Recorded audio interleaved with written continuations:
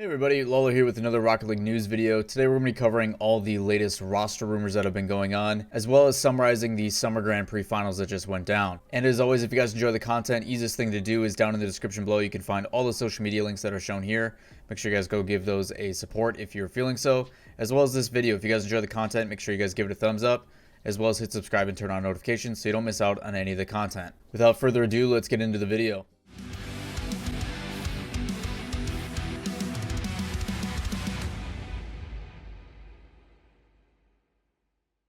Before getting into the specifics, if you guys can't tell, I am feeling a little bit under the weather. Haven't been getting too much sleep lately, and because of that, my sinuses and stuff are acting kind of up. So I've actually got a cough drop in right now and just kind of forcing this one out. So again, appreciate you guys being patient with me as I try to bring this stuff out for y'all. So as of right now, there's a handful of rumors that have kind of been circulating, not only with what organizations are going to be picking up rosters, but also where players are going to finalize in going. There's a couple that have been in mind. The easiest way, again, if you guys haven't seen this, I'm going to pull up a picture of this real quick. And for many that watch that stream, this should look extremely familiar.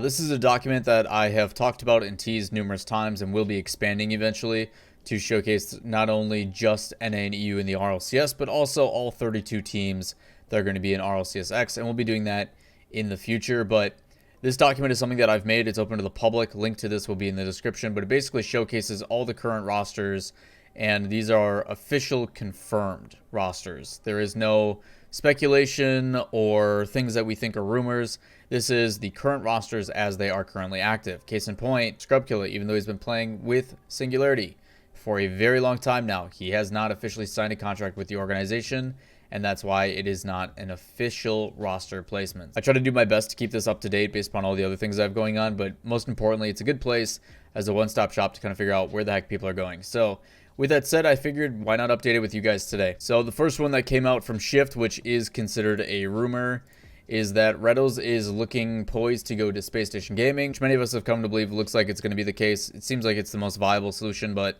whether that's going to happen or not after the results in the most recent tournament that they played in, we'll end up finding out.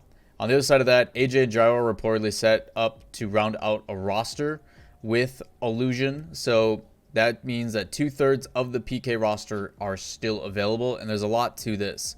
So because 2/3 of the roster are still staying together in that 2/3 rule, there was someone in the comments in one of my other videos when I mentioned this that didn't know what this meant. The 2/3 rule is a rule that states 2/3 of your starting players need to stay together in order to retain their spot. And for RLCS X, because there is 32 teams coming in, this isn't really that big of a deal. But it does mean that they get an automatic bye to kind of the final round of the regionals in the fall split for RLCS X. With that being said, a starter is someone that is classified that plays at least 50% of the league play matches throughout a season. In this case, there's 9 matches that are played with the 10 teams because you can't play yourself.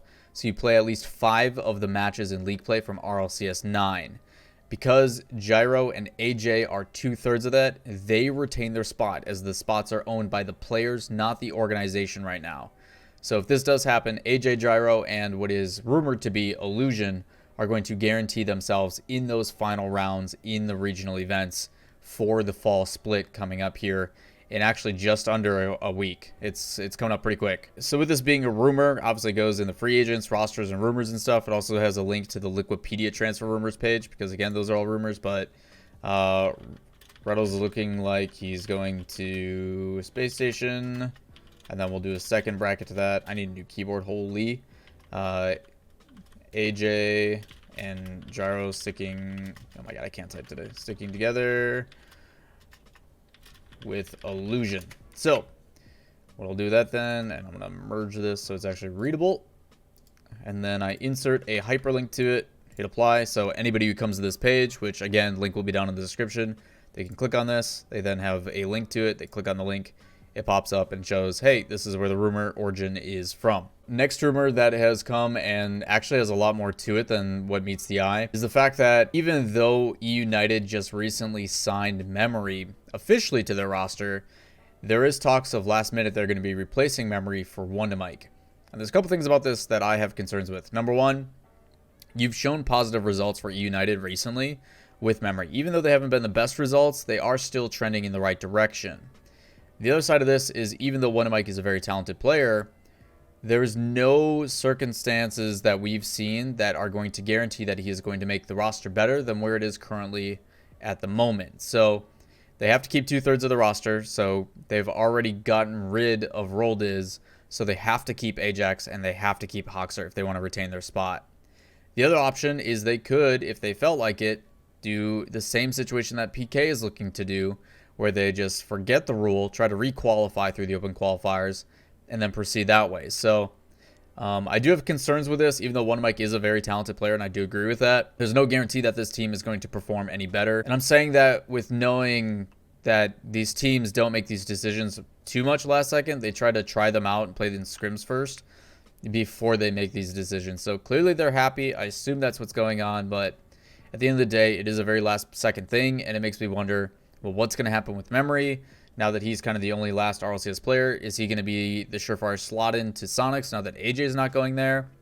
And that's where that gets really confusing. So again, if you have questions on it, my recommendation, don't pay attention to it. It sounds really silly, but legitimately don't pay attention to any of the rumors. Just wait for the confirmation and use that document that I use. And it'll make your life a heck of a lot easier. I mean, there's people on the subreddit talking about, like, well, what's going on with PK? Well, this player's going here, this player's going here. He's tried out for this team, this team, this team, and this team. This player is supposedly going here, but now it's muddled. So don't waste your time on it. My recommendation, if you do, is do the easiest situation. Pay attention to this document. If it's in the rumor, then it's a rumor. You don't have to worry about it. But until you see him in this area up top, you're fine. So added that link to the roster document, Wondamike to replace Memory on eUnited, still a rumor.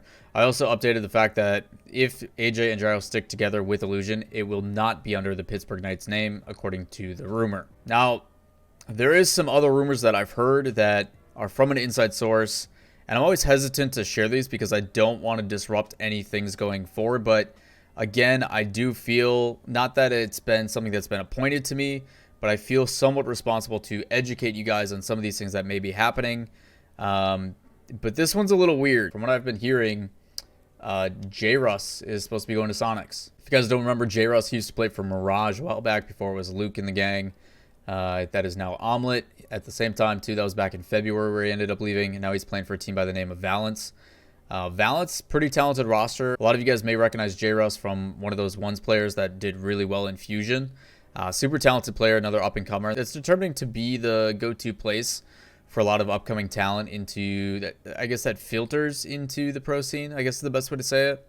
Where a lot of these players, high-level ones, a lot of flash mechanics, a lot of ball control, and then they get molded into threes, kind of like what Violent Panda does in Europe and has done with Astral, and now he's going to try to be doing with Jorias. So we'll see what ends up happening with that. But yeah, one that hasn't really been on people's radars is supposed to be Gyro going to Sonics, which if that's the case, and the reason I'm bringing this up is because of the Memory situation, is I have no idea where Memory is going to end up then. Again, if you guys would like this document, it is linked down in the description. Super easy to find. I update it to the best of my ability. You can even see there's anonymous users in it already. Some people just leave it up all the time and just kind of keep tabs on it. But again, it's nothing you guys have to worry about. You can't edit it. You can't mess with it.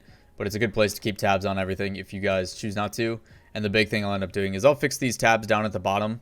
Right now, this was just predictions from last season, but eventually I'll do like an NA and an EU rosters, and I'll try to track all the rosters that are going to be moving forward when it comes to RLCS X. Fall split is going to have 32 teams. Winter split is supposed to have 24, and then spring should have 20. So it'll slowly get smaller and smaller towards we get to the World Championships, which will make it a little bit easier to understand about who's really having the potential. And maybe I'll just do like an overall standings page in here as well. It'll basically be an easier, more simplified version of Liquipedia for your guys' sake. All right, jumping over to the finals and the playoffs for the Summer Grand Prix put on by Rocket Baguette. Pretty wild results, and again, I should have never doubted them. Renault Vitality, man. Best team in Europe, and they continue to prove it yet again. Winners finals, I actually didn't get to watch any of these matches. I was out and about today trying to get some other stuff done, so I didn't really watch any of the games. So just for results' sake, the big one that surprised me out of just looking at this by first glance is the fact that Barcelona actually ended up stepping up huge and completely sweeping BDS. Score results, almost all 1-goal games, 1 OT, so pretty close game, pretty well fought, so it doesn't really tell the true story. I might have to go back and watch that one because I've been trying to keep my eye on BDS, but congrats to Barcelona stepping up on that one. That's a big deal. Vitality, though, winning over Oxygen. How did that one go? 4-3. I mean, Vitality played well, a couple 1-goal games. seems like it took a little bit longer for Oxygen to get into it before. And usually Vitality was a team that started a little bit slow. So if they don't start having that issue, they're going to be really tough to beat. So tough situation there. They end up dropping down. Vitality goes to grand finals. So bracket reset, as we can see. And then Oxygen versus Barcelona.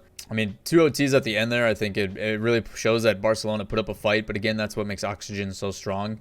Is a lot of the times when we get to the World Championships or a lot of the stuff kind of at the end of the season, these matches are going to come down to the wire, and it is going to go to OT, and the best teams find ways to win in those OTs. So that's saying a lot, even though I haven't gone back and seen exactly what happened during those moments, and that's going to be the issue. I'm not going to be able to provide, and I don't want to BS you guys any like insight as to what has gone on. I haven't watched literally any of these matches, so I'm not going to do that. I'm just kind of looking at the results. So for people that are trying to just stay up to date with who's winning right now, they can do so with this video. So again, Oxygen, good fight.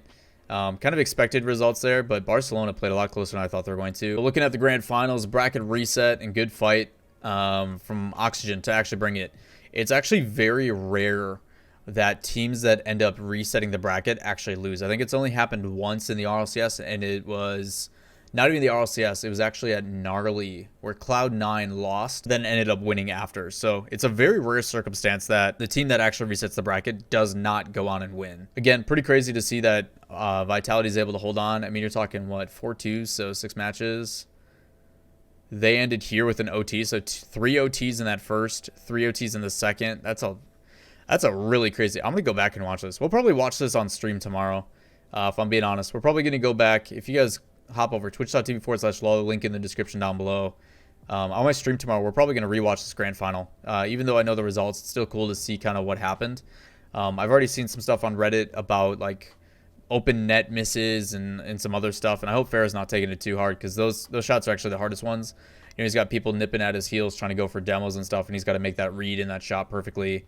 And I think it kicked right a little bit too hard. So again, really tough. I mean, Astral came blazing into when he probably should have been a little bit more passive with it, trying to just race to the ball.